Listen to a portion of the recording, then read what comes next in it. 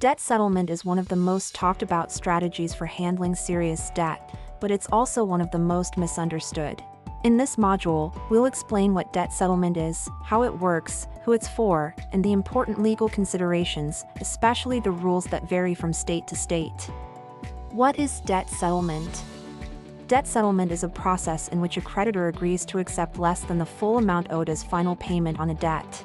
Once the settlement is accepted and paid, the account is considered resolved even if you owed significantly more. This strategy is often used when someone is behind on their payments and cannot realistically repay the debt in full. How the process works. Here's a general overview of how debt settlement typically works. First, the borrower stops making payments on the debt either by choice or because they can no longer afford to pay. Instead of paying the creditor, they begin saving money in a separate account, often referred to as a dedicated settlement fund. Once there's enough saved, a lump sum offer is made to the creditor. If the creditor accepts, the debt is considered settled in full.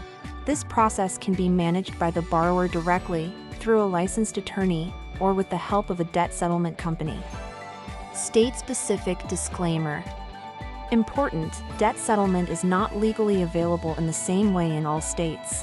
In some states, such as Georgia and North Carolina, only licensed attorneys can legally handle debt settlements.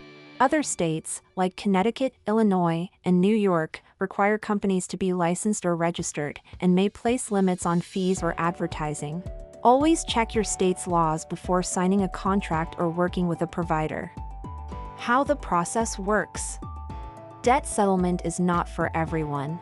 It's typically a good option for people who have large amounts of unsecured debt like credit cards or medical bills, are already behind on payments, cannot afford to pay off their debts in full, are trying to avoid bankruptcy, but need serious relief. It is not recommended for people who are current on their payments or who can manage their debts through budgeting or consolidation. State-specific disclaimer. Debt settlement can reduce what you owe, but it comes with serious trade-offs. Your credit score will likely drop, especially since missed payments and settled accounts appear on your credit report for up to 7 years. You may still receive collection calls during the saving period. Interest and late fees may continue to build up while you're not paying. Debt settlement is not a quick fix, it's a structured, long-term strategy with real consequences. Fees and payment structure. If you hire a debt settlement company, be aware of these typical fee structures. Most companies charge between 15% and 25% of the total debt enrolled. Federal law prohibits charging any upfront fees for services conducted over the phone. You should only pay after a settlement has been successfully reached. Never work with a company that demands payment before they deliver results. This violates Federal Trade Commission rules. Tax consequences. If a portion of your debt is forgiven, the IRS may consider that amount taxable income. You may receive a 1099-C tax form and could owe taxes unless you qualify for an exemption, such as insolvency. Always consult a tax advisor if you're unsure. Not all debts qualify. Debt settlement generally applies to unsecured debts like credit cards or medical bills. It does not typically apply to federal student loans, secured debts, such as mortgages or auto loans, IRS tax debt, which follows its own legal process. Make sure your specific debt type is eligible before pursuing settlement. Risks and red flags.